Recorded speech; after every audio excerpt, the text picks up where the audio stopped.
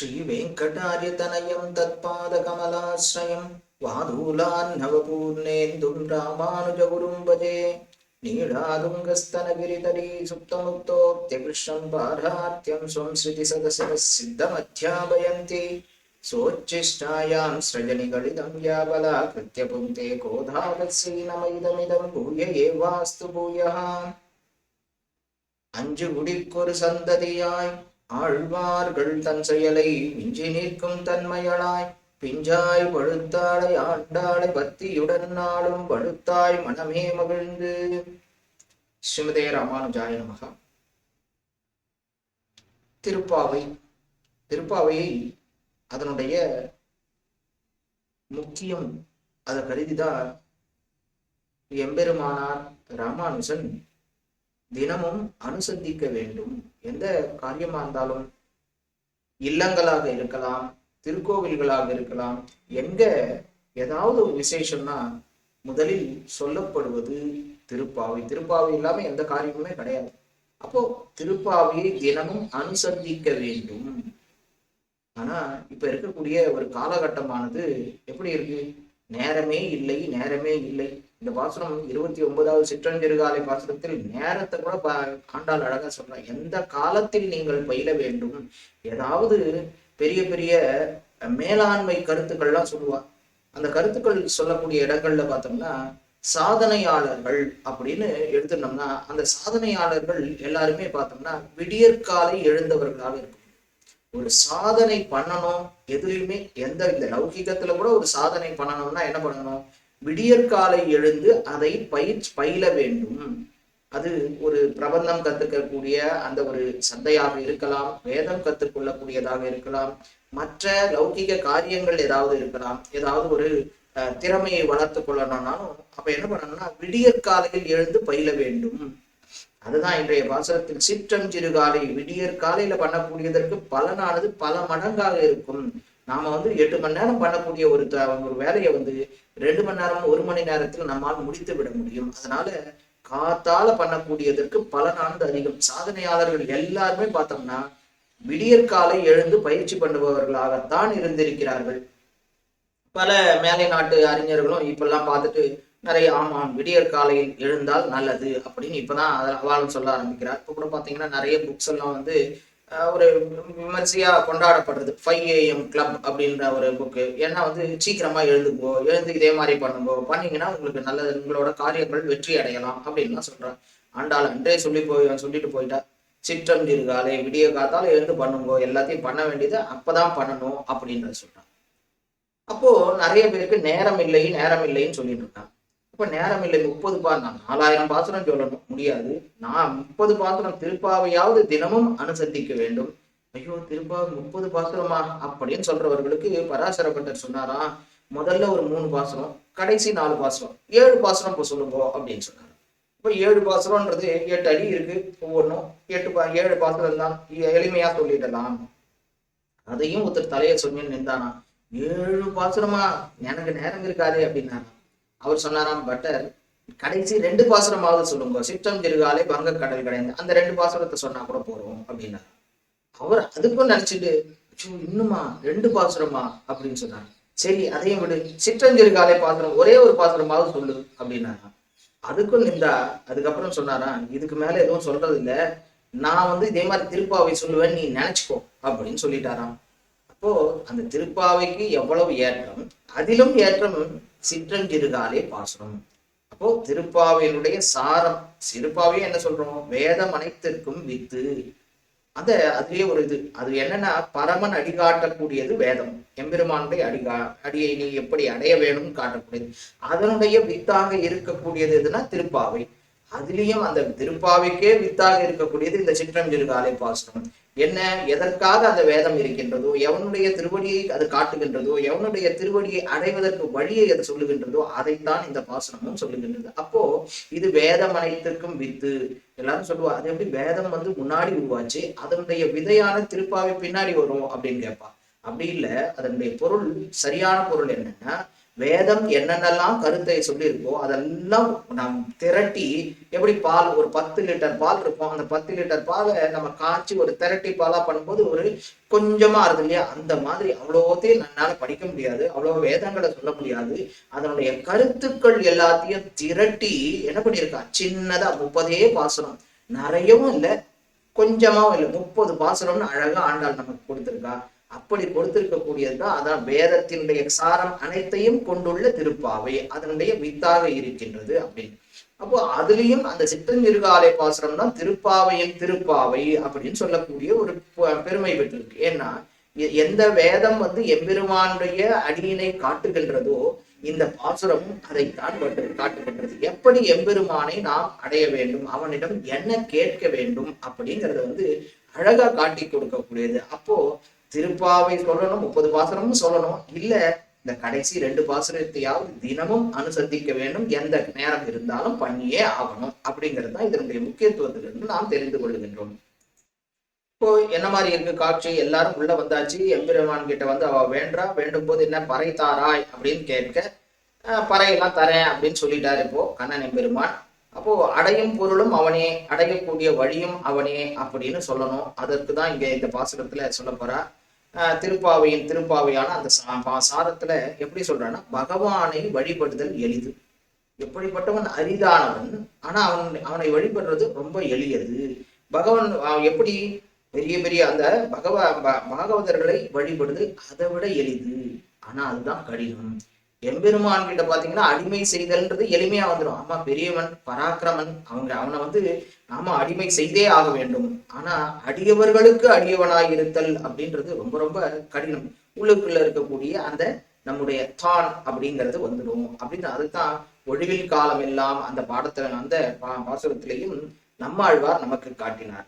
சரி, இந்த பாசுரம் எப்படி ஆரம்பிக்கிறதுனா, இப்ப எல்லாம் இருக்கா, கண்ணன் பெருமான் கொடுக்க போறார், கொடுக்கறதுக்கு தயாரா இருக்கார், என்ன கொடுக்கறது கேளுங்கோ அப்படின்னு கேட்க இப்போ ஆண்டாளும் தோழிகளும் சொல்ல ஆரம்பிக்கிறார்கள். சிற்றஞ்சிறுகாலே, சிற்றஞ்சிறுகாலே நாங்க எப்போ வந்தோம், இந்த சிறிய பெண்கள் காலை பொழுது பார்த்தோம்னா இந்த பாசுரத்துல நிறைய இடத்துல எல்லாமே விடியற் காத்தாலும் நடக்கிறது தான். அது என்ன காலை அப்படின்னா பொழுது விடிதல், சிறுகாலை அப்படின்னா விடியற் காலை, அதற்கும் முன்னாடி சிற்றஞ்சிறுகாலை, அதற்கு முன்னாடி இருக்கக்கூடிய அந்த காலையை பத்தி சொல்லக்கூடியதாக இருக்கு. பிரம்ம முகூர்த்தே, அந்த பிரம்ம முகூர்த்தத்துல அந்த ஹிதம் நல்லது நடக்கக்கூடியது. உண்மையாவே அனைவருமே காலை எழுந்தவுடன் என்ன பண்ணணும், பிரம்ம முகூர்த்தத்துக்கு எழுந்துக்கணும், எழுந்து ஹரி ஹரி ஹரி அப்படின்னு சொல்லணுமா, எம்பெருமானுடைய பெயரை சொல்லி நாம் உச்சரிக்க கடவன் அப்படின்னு சொல்றது. அதனாலதான் காத்தாலன்றதையே ஆழ்வார் என்ன சொல்றாருன்னா, நாரணனை கண்டேன் பகல் கண்டேன், காத்தாலன்றது இது எம்பெருமானை சேவிக்கிறது தான் காத்தால.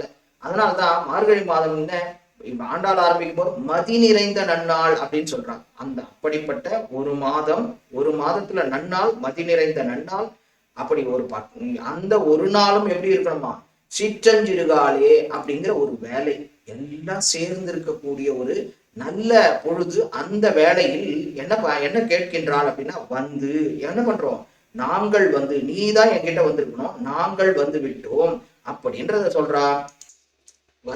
உன்னை சேவித்தோம், சேவித்து என்ன பண்ணோம், இதுவும் சேவிக்கும் போது என்ன சேவித்தோமா, உன் பொத்தாமரடியே போற்றும் பொருள்களாய், நான் உன்னை சேவிக்கும் போதும் உன்னுடைய அடியினை, பொத்தாமரையான அந்த அடியினை அப்படி சேவித்தோம் அப்படின்னு சொல்றா. ஆளவந்தார் காமிக்கும் போது, எப்பதாம் போருகத்தியான வித்வத்சா சேஷகல்மஷா வஸ்துதாம் பயாதோகம் யாமுனேயம் நமாமிதம் அப்படின்றாரு. அப்படி தாமரை ஒத்த திருவடி அப்படின்றத அங்கு அளவந்தாரம் காட்டுகின்றார். எந்த திருவடி தாமரைகளை பணிந்து தியானம் செய்வதன் மூலம், எதன் மூலம் இந்த உலகினில் நான் ஒரு பொருளாக மதிக்கப்பட்டுள்ளேனோ, அந்த திருவடியை தியானம் பண்ணுவதால் தான் நான் ஒரு பொருளாவே இருக்கேன். அந்த திருவடிகளை கொண்டு என்ன யாமுனாச்சாரியாரை நான் வணங்குகின்றேன் அப்படின்னு அந்த தனியன்ல சொல்லப்பட்டிருக்கக்கூடிய ஒரு இது. அப்போ எம்பெருமானுடைய திருவடியானது பொற்தாமரை, பொன் மாதிரி, பொண்ணுன்னா எப்படி விலை உயர்ந்தது, ஆனா கடினமாக இருக்குமோ அப்படின்னு பார்த்தா அதுவும் இல்லையாம், தாமரை மலர் மாதிரி இருக்கான். அவ்வளவு மது கமழ்கிறது, அது மனம் கமழ்கின்றது, மது வருகின்றது, அவ்வளவு மென்மையாகவும் இருக்கின்றது. அவ்வளவு மென்மையாக இருக்கக்கூடிய பொன் போன்ற தாமரை பாதம் அப்படின்றது நீங்க சொல்றா. ஏன் ஆண்டாள் மற்ற அவயவங்களை போற்றாமல் திருவடியே போற்றுறா அப்படின்னு பார்த்தோம்னா அவருடைய திருத்தந்தையாரம் என்ன பண்றாரு? அப்படிதான் அடியோமோடும் நின்னோடும் ஏறாளும் இறையான் திசைமுகனும் கூறாளும் திருவுடம்பன் ஆழ்வார்களும் சொன்னார் போலே இளைய பெருமாள் என்ன பண்ணார்? இளவரசர் பட்டம் கட்டுறேன்னா வேண்டாம், அதெல்லாம் வேண்டாம். என்ன சொன்னார் அவர்? எனக்கு அது வேண்டாம், அடிசூடும் அரசையே பற்ற வேண்டும், எம்பெருமானுக்கு திருவடிவாரத்தில் இருந்து கொண்டு கைங்கரியம் பண்ணக்கூடிய அதுதான் வேண்டும் அப்படின்னு இளைய பெருமாளும் சொன்ன மாதிரி இங்க ஆண்டாளும் என்ன பண்றா? எனக்கு உன்னோட திருவடி போதும், நீ என்ன முடிய பாட சொன்னா கூட நான் பாட மாட்டேன், உன்னுடைய திருவடியை மட்டும்தான் பாடுவேன் அப்படிங்கிறானாம். அதுவும் பொன்னடி. என்னப்பா எப்படிப்பட்டது எம்பெருமானுடைய திருவடியானது? தங்கம் போன்ற பொன் போன்ற அடி. தேவதைகளுக்கும் என்ன அந்த திருவடி தான் பிடிச்சிருக்கு. அவர்கள்லாம் ஆசைப்படுறதோட மட்டும் இல்ல, அதை விடவே மாட்டேங்கிறாங்க. அது மட்டும் இல்ல, அந்த திருவடியை விட்டோம்னா என்ன, வேற எந்த கதியுமே இல்லை, அந்த திருவடியை பிடித்தே ஆக வேண்டும். அதை பார்க்க ஆசையாவும் இருக்கு, விடவும் மாட்டேங்கிறா, விட முடியவும் முடியாது அப்படிங்கிற ஒரு திருவடியாக இருக்கிறது அது பொன் போன்ற அந்த திருவடியானது. அந்த பொன்னடி எப்படி இருக்கான்? கடினமா இருக்கு, ஆனா தாமரை மாதிரி மனத்தாலும் மது பொழிவாலும் மிருதுவாயும் இருக்கு. பொன்றது தங்கம்ன்றது கடினமா இருக்கும், ஆனா எம்பெருமானுடையது அப்படி அல்ல. பொன் போன்ற அந்த தாமரை எப்படி இருக்கு? பொன் போலே தாமரை போலே இருக்கக்கூடிய அந்த பொன்னடியானது எப்படி சொல்றாரு? ததம் மதியம் தவபாத பங்கஜம் அப்படின்னு ஆளவந்தார் சொன்ன மாதிரி எப்படி இருக்கா அந்த இது? அவ்வளவு பங்கஜம் மாதிரி இருக்கு, ஆனா மென்மையாக இருக்கிறது. அதைத்தான் பரமன் அடிபாடி அடி போற்றி கடல் போற்றி அப்படின்னு ஆண்டாலும் அந்த திருவடியை பத்தியே பல தடவை பாடிட்டான். பொருள் போற்றும் பொருள். அப்போ அந்த திருவடியை அடைந்து போற்றக்கூடிய பொருள் என்ன அப்படின்னு பார்த்தோம்னா, போற்றுகின்ற அந்த பிரயோஜனம். எந்த ஒரு காரியம் பண்ணாலும் அதுக்கு ஒரு பிரயோஜனம் இருக்கவும் இல்லையா? போற்றுவதற்குண்டான அந்த பிரயோஜனம் வேற என்ன பிரயோஜனம் இருக்கானா? இல்ல மற்ற விஷயங்கள்லாம் பார்த்தீங்கன்னா செய்யக்கூடிய செய்கை ஒன்னா இருக்கும், அந்த செய்கையினால் பலன் இன்னொன்னு கிடைக்கும். எம்பெருமானுடைய விஷயத்தில் எல்லாமே ஒண்ணுதான். போற்றக்கூடிய அடி என்னது? அந்த திருவடியை போற்றுகின்றோம், அதற்கு பலம் என்ன? பலனே திருவடியை போற்றுதல் தான். அடி போற்றுதை அப்படின்ற அந்த ஒரு அந்த குற்றேவல் தான் அந்த நித்தியமாய் செய்யணும்ன்றதுக்காக தான் இந்த போற்றுதலே. திருவடியை பிடித்து கொண்டு இந்த திருவடிக்கு நாம் கைங்கரியம் செய்ய வேண்டும் அப்படிங்கிற அந்த பிரயோஜனம் அதுதான், அதை உபாயமும் அதுதான், அதை கொடுக்க போவதும் அந்த திருவடிதான் அப்படின்னு சொல்லி கேளாய் அப்படி போற்றும் பொருள் கேளாய் என்ற என்ன பண்ணிட்டு இருக்காரா கண்ணன் எம்பெருமான்? அழகுல இவ்வாறு வந்தா இல்லையா? தோழியர்கள்லாம் வந்தா, இவ்வளவு அடியவர்கள் எனக்காக இவ்வளவு கஷ்டப்பட்டு வந்திருக்காளே, காம்பம் என்ன பண்ணா? காத்தால எழுந்தா இவ்வளவு பேரையும் குளிர்ல ஆட்சியில வந்து இந்த கோவில் காப்பவன் வாயில் காப்பவன் இதெல்லாம் தாண்டி என்னையும் எழுப்பி இப்படி அவர்களுடைய அழகிலே அவருடைய கைங்கரியத்திலே அவருடைய செயல்களிலே மயங்கி கிடக்கின்றான் எம்பெருமான். பார்த்தா ஆண்டாள் கேளாய், நான் சொல்லிட்டு இருக்கேன் கேளு அப்படின்னு ஒரு ஒரு கூப்பிட்டு சொல்றான். இவர்கள் வடிவழகை கண்டு மயங்கி இருக்கக்கூடிய அந்த கண்ணனை கேளாய் அப்படின்னு தட்டி எழுப்புறாளாம். எங்கள் பிராபியத்தை அழித்தோ உங்கள் பிராபியம் பெற பார்ப்பது, நாங்க வந்ததே உன்ன அடைவதுக்கு, நீ என்ன எங்களையே பார்த்துட்டு இருக்கிய அப்படின்னு அந்த வேதாந்த விழுப்பொருளின் மேலிருந்த விளக்கை விரித்த விட்டு சித்தர் திருமகள் இல்லையா? அப்படிப்பட்ட அந்த விஷ்ணு சித்தரான பெரியாழ்வாரின் திருமகள் என்ன சொல்றா? அத்தியனம் செய்விக்கின்றாள். எம்பெருமானுக்கே என்ன பண்றா? அந்த அத்தியனம் சொல்லி கொடுக்குறாளாம். என்ன பண்ணணும் நீ, நாங்க வந்திருக்கக்கூடிய பொருள் என்னன்னு அவனை அதட்டி பலவந்தமாக தன்னை கொள்ளுகின்றாள். அதைத்தான் தனியன்ல என்ன சொன்னார்? அத்தியாபயந்தி நீளாதுங்க ஸ்தனகிரிதடி சுத்தமப்தோக்திய கிருஷ்ணம் பாராத்தியம் சொம் ஸ்ருதி சதசிர சித்தம் அத்தியாபயந்தி என பலவந்தமாக எம்பெருமானிடமிருந்து கைங்கரியத்தினை பெறுகின்றாள் அப்படின்னு பட்டரும் தன்னுடைய திருப்பாவை தனியங்களில் சாதித்தார். அதைத்தான் இங்க ஆண்டாளும் கேளாய் அப்படின்ற சப்தத்தை கொண்டு நமக்கு காட்டுகின்றாள். ஆண்டாள் சொன்னாலாம், நான் போற்றும் பொருள் கேளாய், எங்களை போற்றுகைக்கு நீ முயற்சி பண்ணியா? நீ போற்றுகைக்கு நீ ஏதாவது பண்ணியா? எதுவுமே முயற்சி பண்ணவில்லையே. உன்னை பெருகைக்கு நாங்கள் முயற்சி செய்தோமா இல்லது நீ முயற்சி பண்ணியா அப்படின்னு நினைச்சு பாருன்னு ஆண்டாள் கேட்கறதுக்கு என்ன சொல்றார் பெருமான்? நான் எவ்வளவோ காரியம், அந்த காரியத்துக்காக பல காரியங்களுக்காக நான் அவதாரம் எடுக்கின்றேன், பிறக்கின்றேன். அது இது சொல்ல முடியாதே அப்படின்னு சொல்ல, எதற்காக நான் உங்களை பெறுவதற்காகத்தான் எப்படி சொல்ல முடியும்னா, அப்போ ஆண்டாள் கேட்டாலாம், அவதாரம் எடுக்கின்றாய், பல அவதாரம் எடுக்கலாம், பல காரணங்கள் இருக்கலாம், ஆனா இங்கு என்ன எங்களுடைய குலத்தில் என்ன பெற்றமே துண்ணும் குலத்தில் நீ பிறந்திருக்க. அப்ப பிறந்திருக்கக்கூடிய அந்த பலன் என்ன? அதைத்தானே அடையணும். நீ அதை விட்டுட்டு அமைதியாக இருக்கலாமா? அஜாயம் ஆனகா அப்படின்ற அந்த இடத்துல நாங்க சொல்லல. பகுதா விஜாயதோ அப்படின்ற அந்த இடத்தை தான் சொல்லணும். என்ன சொல்றார்? அந்த பிறப்பே இல்லாதவன், பிறப்பிலியாக இருக்கக்கூடிய எம்பெருமான் என்ன பண்றார்? நாங்க பிறப்பிலியா இருக்கும்போது பல் பிறவி பெருமாண்டத்தில் போற்றும் பொருள் பெற வைக்கின்றோம். பல பிறவிப்புகளை எடுக்கக்கூடிய எம்பெருமாண்டத்தில் நாங்கள் போற்றக்கூடிய பொருளை கேட்கின்றோம் அப்படின்னு சொன்னா. என்ன? பெற்றம் அப்படின்றதுல பசுக்களை மேய்க்கும் இந்த குலத்தில் உன்னை எதுக்காக பிறகு சொன்னார்? இந்த குலத்தில் பிறகு இங்க இருக்கக்கூடிய எங்களை ரட்சிக்காமல் வேறு என்ன காரியம்? எங்களை ரட்சிப்பதற்காகத்தான் இந்த ஆயர் குலத்திலே நீ அவதரித்தாய் அப்படின்றத சுட்டி காட்டுகின்றாலாம் ஆண்டாள். இந்த பிறந்த குற்றத்திற்காக என்னென்னலாம் செய்ய சொல்றீங்க? நான் என்ன உங்களெல்லாம் ரட்சிக்கிறதுக்கா பிறந்தேன்? அப்போ இங்க இந்த குலத்துல பிறந்ததுக்காக நீ என்ன பண்ண சொல்றீங்க அப்படின்னு கேட்டா, நீ எதற்காக ஆசைப்பட்டு வந்தாய்? உன்னுடைய உடமையான எங்களை ரட்சித்துக் கொள்வதற்கு அப்படின்னு தான். பசுக்களுக்காவது வேற யாருன்னா ரட்சகர் உண்டு, எங்களுக்கு எல்லாம் வேற யாரும் வேற கதியே கிடையாது. சென்ற மாசத்துல என்ன பண்ண, கதியே இல்லை அப்படின்றத சொல்லிட்டா. வேற எதுவுமே கதி கிடையாது. அப்படி இருக்கும்போது எங்களுக்கு என்ன பண்ணோம்? குற்றேவல் அந்தரங்க கைங்கரியம் கொடுக்க வேண்டும். அடுத்த விடுத்த திசை கர்மம் திருத்துவது. என்னென்ன குற்றேவல் அப்படின்னா, நீங்க எங்கேயோ போய் வெளியில போய் எனக்காக அதை பண்ணு இதை பண்ணுன்னு சொல்லக்கூடாது. உன் அருகிலேயே இருந்து கொண்டு என்ன பண்ணும்? ஆடி வருடுதல், பிடித்து விடுதல், சாமரம் வீசுதல், இப்படி உன்கிட்டயே இருந்து கைங்கரியம், அந்தரங்க கைங்கரியம் செய்ய வேண்டும். அப்போ குற்றேவல்ன்றது அந்தரங்க கைங்கரியங்களை செய்ய வேண்டும் அப்படின்றது காட்டப்படுறது. இதே ஆண்டாள் தன்னுடைய நாச்சியார் திருமொழியில இந்த குற்றேவல் பத்தி அழகா குறிப்பிட்டுள்ளார். என்ன குறிப்பிட்டுள்ளார்? கொம்மை முளைகள் இடத்தீர கோவிந்தற்கோர் குற்றேவல். அப்போ கோவிந்தனாகிய உனக்கு நான் என்ன பண்ணணும்? என்னுடைய திருமார்பில் சேர்ந்து இருக்கக்கூடிய அப்படிப்பட்ட என்னுடைய இடரெல்லாம் தீரக்கூடிய அந்த கைங்கரியங்கள், அந்தரங்க கைங்கரியங்களை நீங்க செய்ய வேண்டும். அப்போ எம்பெருமான் நினைச்சிடக்கூடாது, வெறும் கையை பிடிக்கிறது காலை பிடிக்கிறது ஏதோ அந்தரங்க கைங்கரியம் பண்றதுன்னா அதுக்கு எதுக்கு இவ வரணும் அப்படின்னு நினைக்க கூடாது. பிராட்டியை போலே எப்படி இருக்கணும்? நான் உங்களை திருக்கல்யாணம் செய்து கொண்டு நான் கைங்கரியமும் செய்ய வேண்டும், திருக்கல்யாணமும் செய்து கொள்ள வேண்டும் அப்படிங்கிறது தான் இந்த குற்றேவல் அப்படிங்கிற அந்த சப்தத்துல அவ்வளவு அழகா ஆண்டாள் நமக்கு காட்டுகின்றாள். கொல்லாமல் போகாது. நீ அதுக்காக என்ன பண்ண? கைங்கரியம் செய்யாம எங்களாலையும் இருக்க முடியாது, கைங்கரியம் எங்களிடம் கொள்ளாமல் உன்னாலும் இருக்க முடியாது. அப்போ கேட்கிறானா, நான் கொள்ளும் அந்தரங்க கைங்கரியங்களை எப்ப வேணுமோ அப்ப வேணும் போது பார்த்திருக்கேன். உங்களுக்கு என்ன நோன்புக்கு பறை தானே வேணும் அப்படின்னு ஒரு பெரிய முரசை எடுத்துட்டு வந்தானா கண்ணன் எம்பெருமான். பார்த்தா என்ன இதையா நம்ம கேட்டுட்டு இருக்கோம், இவனுக்கு ஒண்ணுமே புரியவே இல்லையே.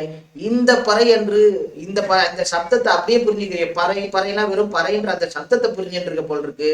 ஏன் இப்படி புரிஞ்சுட்ட? ஊராருக்காக தான் அந்த பறைன்ற அந்த வியாஜத்தை விட்டு கொண்டு வந்தவமே ஒழிய அந்த பறை எங்களுக்கு வேண்டவே வேண்டாம். நாங்க வேண்டுவது உன்னைத்தான், உன்னிடம் உன்னையொழிய வேறொன்றை நாங்கள் கொள்ளுவோம். அப்ப என்னாச்சு உனக்கு? போன பாசுரத்தில் தான் சொன்னோம், நீங்கள் குணபூர்த்தி குறை ஒன்றும் இல்லாத கோவிந்தா அப்படின்னு சொன்னோம். குறை ஒன்றும் இல்லாத, எந்த குறையுமே இல்லை, குறை இல்லாதவன், குறை ஒன்றில்லாதவன், குறை ஒன்றுமே இல்லாதவன், அப்படிப்பட்ட கோவிந்தனாக இருக்கக்கூடிய நீ என்னாச்சு உனக்கு? இந்த பசுக்க பின்னாடி போய் உனக்கும் ஏதாவது கம்மியாயிடுதா? அறிவு அந்த பசுக்கள் மாதிரியே சிந்தனை பண்ணுகின்றாயோ? குறை ஒன்றும் இல்லாத கோவிந்தான்னு சொன்னமே, அப்படி சொல்லி இதே மாதிரி நீ பண்றியே. எங்களின் பிராபியத்தை மறந்தாலும் நாங்க கேட்கறது, நாங்க சப்தம்லாம் இருக்கட்டும், நாங்க அதை மறந்தாலும் நீ என்ன பண்ணிருக்கணும்? நீ கோவிந்தன், நீ என்ன பண்ணிருக்கணும்? நீ எங்களை புரிந்து கொண்டு அதை செஞ்சிருக்க வேண்டுமே ஒழிய இந்த மாதிரி இந்த பறையை கொண்டு வந்து கொடுக்குறியே அப்படின்னு கேட்ட ஆண்டாள். கேட்டதுக்கு எம்பெருமான் சொன்னாரா, சரி நீங்களே சொல்லிடுங்க, இந்த பறையில் நான் இதுதான் நினைச்சேன் நானு, நீங்க வேற எதை கேட்கறீங்களோ நீங்களே சொல்லுங்க அப்படின்னு. அப்பதான் ஆண்டாள் சொல்றா, எற்றைக்கும் 7 பிறவிக்கும் என்ன பண்ணுமா? இந்த பறை இந்த ஊராருக்காக தான். அதனால எனக்கு இல்லை, இன்னும் ஆழ்ந்த அர்த்தம் பார்க்கும்போது முதல்ல கூடாரை வெல்லும் சீர் கோவிந்தான்னு சொன்னா, குறை ஒன்றும் இல்லாத கோவிந்தான்னு சொன்னா, இந்த பறைய நீ எடுத்துன்னு வந்தியே நீ வெறும் கோவிந்தன் தான், எதுவுமே சொல்லலை, இங்க வெறும் கோவிந்தா அப்படின்ட்டா. ஏன்னா எதற்காக நாங்கள் வந்திருக்கின்றோம்? ஆராய்ந்து அருள வேணும்னு சொன்னா இல்லையா? அப்ப ஆராய்ந்து அருளாமல் என்ன பண்ணாங்க? வெறும் பறைய கொண்டு வர சொன்னா. பறைய கொண்டு வந்தா இந்த பறைக்காகவா நாங்க வந்தோம்? இல்லையே, இந்த முரசு எங்களுக்கு வேண்டாம், நாங்க வந்த பறை வேறு, அப்போ இதை கூட ஆராய மாட்டேங்கிறியே வெறும் கோவிந்தா அப்படின்னு சொல்லிட்டா. அப்பதான் சொல்றா, எத்தைக்கும் 7 பிறவிக்கும், இந்த பிறவி போல நீ பிறவி எடுத்தாலும் எங்கெல்லாம் நீ எங்கெங்கெல்லாம் போறியோ அங்கெல்லாம் நாங்க வரணும். நீ எப்படிப்பட்ட பிறவி எடுத்தாலும் 7 7 7 பிறவிகள் 14 பிறவிகள் அப்படிலாம் இல்லைங்க.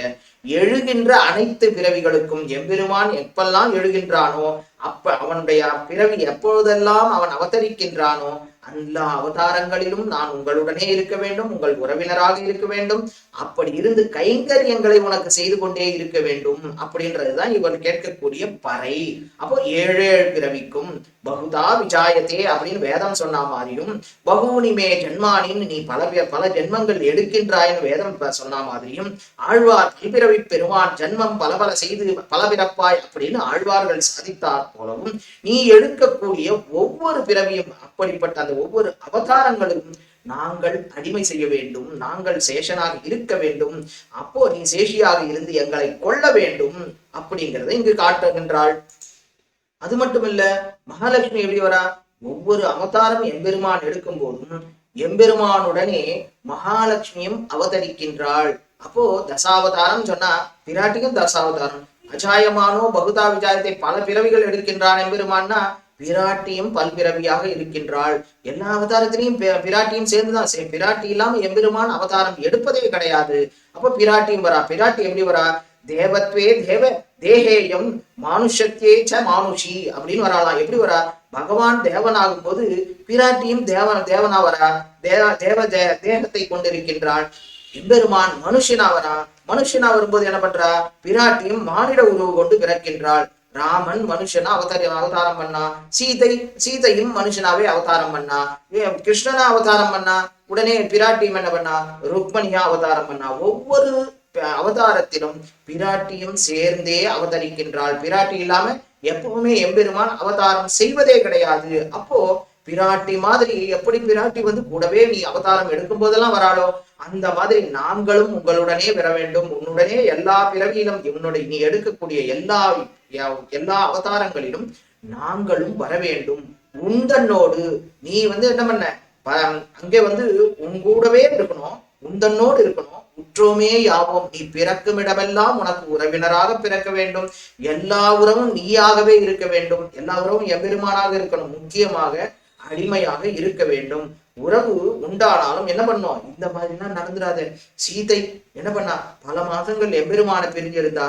பரதன் கூடதான் இருந்தான், கூடவே பிறந்தான், ஆனா அடிமையா இருந்தான். ஆனா என்ன பண்ண முடியல? பல வருடங்கள் பிரிந்திருக்க வேண்டிய நிலைமை ஏற்பட்டது பரதனுக்கு. எங்களுக்கு அந்த மாதிரிலாம் எதுவும் கொடுத்துடாத, எப்பவுமே எல்லா சதா சர்வ காலமும் உன்னுடனே இருக்க வேணும். உந்தன்னோடு, அது மட்டும் இல்ல, உனக்கே சரி உந்தன்னோடு இருக்கும், அதனால எங்களுக்கு சந்தோஷம் உண்டாகுதுன்னு அப்படி இல்லை. எங்க சந்தோஷத்துக்காக நான் உங்களுடன் இருக்க வேண்டியதில்லை, உனக்கு ஆட்சேபம். என்ன பண்றோம்? ஆட்கள்ல தோன்றிய அச்சுதனான உனக்கு ஆட்சேபம். எப்படி ஆட்சேபம்? எங்களுடைய ஆனந்தத்துக்கு அன்று, உன்னுடைய ஆனந்தத்திற்கு, உன்னுடைய முகமலர்த்திக்காக நாங்கள் ஆட்சேபம். உன்னுடைய முகமலர்த்திக்காக, அதற்காகவே நாங்கள் இருப்போம் அப்படிங்கிறது இங்கு உனக்கே நாம் ஆட்சேபோம் காற்றாண்டாள். தனக்கேயாக எனக்குள்ளு மீதே எனக்கே கண்ணனை யான்கொள் சிறப்பேன்னு சொன்ன மாதிரி, அப்படி அந்த சேத்தனனுக்கு அப்ப ஆனந்தம் இல்லையா? செய்வதெல்லாம் எம்பெருமானுக்கு மட்டும்தானா? அப்போ எம்பெருமானுக்காகவே நான் ஆட்சேகிறேன், எம்பெருமான ஆனந்தம் உண்டாகணும்னா அப்ப சேத்தனனுக்கு ஆனந்தமே ஏற்படாதா அப்படின்னா அது இல்லை. எம்பெருமானுடைய முகமலர்த்தியை கண்டு அந்த சேதனனுக்கு ஆனந்தம் ஏற்படுகின்றது. அப்போ ஆனந்தம் எப்போ? எம்பெருமான் ஆனந்திக்க, எம்பெருமான் ஒரு காரியம் நம்ம பண்றோம், அந்த காரியத்தினால எம்பெருமானுக்கு சந்தோஷமா இருக்கு.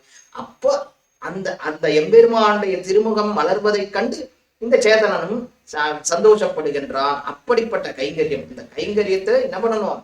இந்த கைங்கரியம்ன்றது இல்லைன்னா எம்பெருமானும் தரித்திருக்க மாட்டான், நாமும் தரித்திருக்க மாட்டோம். அப்போ எம்பெருமானுக்கு கைங்கரியம் செய்து கொண்டே இருக்க வேண்டும். அவனுடைய முகமலர்ச்சிக்காக செய்ய வேண்டும். அவன் முகம் மலர்வதை பார்த்து நாம் ஆனந்தப்பட வேண்டும் அப்படின்றதுதான் இங்கு காட்டப்படுறது.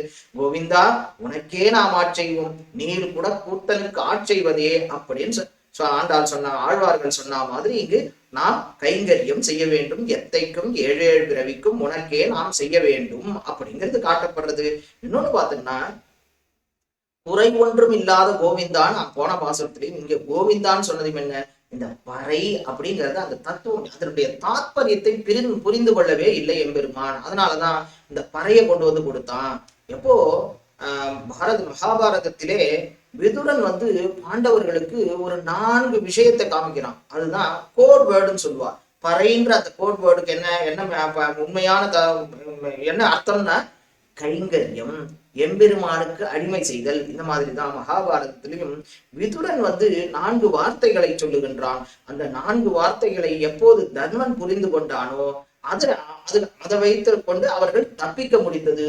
என்னென்ன வார்த்தை சொன்னான் அப்படின்னு பார்த்தா, எதிரியினுடைய திட்டத்தை முன்கூட்டியே தெரிந்து கொள்பவன் ஜெயிக்க முடியும். எப்பவுமே ஒரு யுத்தமாக இருக்கட்டும், காரியமாக இருக்கட்டும், எதிரி என்ன பண்ணுகின்றான், ஒரு விளையாட்டாகவே இருந்தாலும் எதிர இருக்கக்கூடிய அந்த அணியினுடைய பலம் என்ன, அவன் என்ன மாதிரியான திட்டத்தை வச்சிருக்கான்றது தெரிஞ்சுக்கணும். தெரிஞ்சுட்டா ஜெயிச்சுடலாம். இல்லைன்னா என்ன ஆகும், அவன் அதை வந்து அந்த தன்னுடைய திட்டத்தை செயல்படுத்தும் போது நம்மளால எதுவுமே பண்ண முடியாது. அதனால முன்கூட்டியே தெரிந்து கொள்.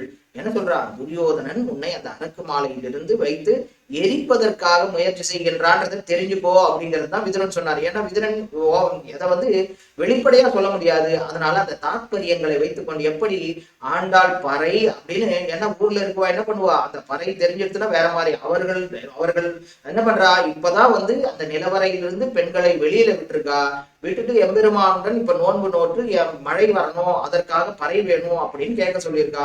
அப்போ அந்த பறைன்றது அவர்களுக்கு அந்த பறை, ஆண்டாளுக்கு தன்னுடைய கைங்கரியம், இடைவிடாத அந்த கைங்கரியம், அதுதான் பறையா இருக்கு.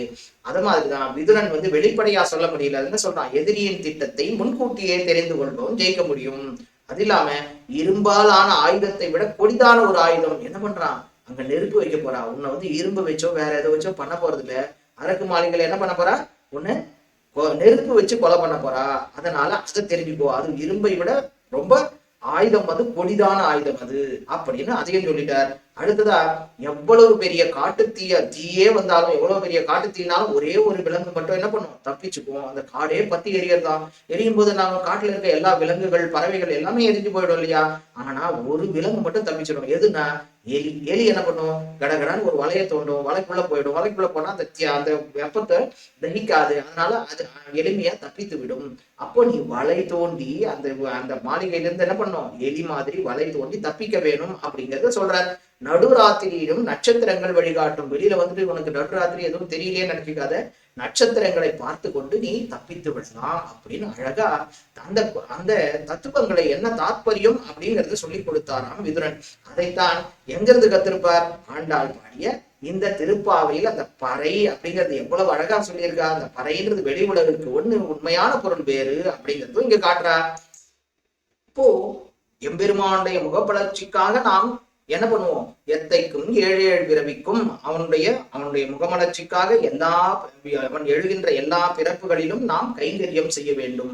எத்தைக்கும் 7 அவன் எழுகின்ற பிறப்பு அப்படின்னு ஒரு பொருள் காட்டப்பட்டது. இன்னொரு பொருள் என்னன்னா, 7 பிறவின்றது எம்பெருமான் எப்போ வந்து அந்த பரமபதத்திலே நாம் சென்று விடுகின்றோம், அங்கு கைங்கரியம் பண்றோம், எம்பெருமான பாக்குறோம், ஆனந்தமா இருக்கு. ஐயோ, இந்த ஒரு சரீரத்தை கொண்டு நான் கைங்கரியம் பண்றது, பல சரீரங்கள் கொண்டு கைங்கரியம் பண்ணணும் அப்படின்னு ஒரே ஆத்மா என்ன பண்றதுதான், பலவிதமான சரீரங்களை கொண்டு 1 இல்ல 2 இல்ல 7 இல்ல 10 இல்ல 100 இல்ல 1000 அப்படிப்பட்ட சரீரங்களை கொண்டு எம்பெருமானுக்கு கைங்கரியம் பண்ணுகின்றது.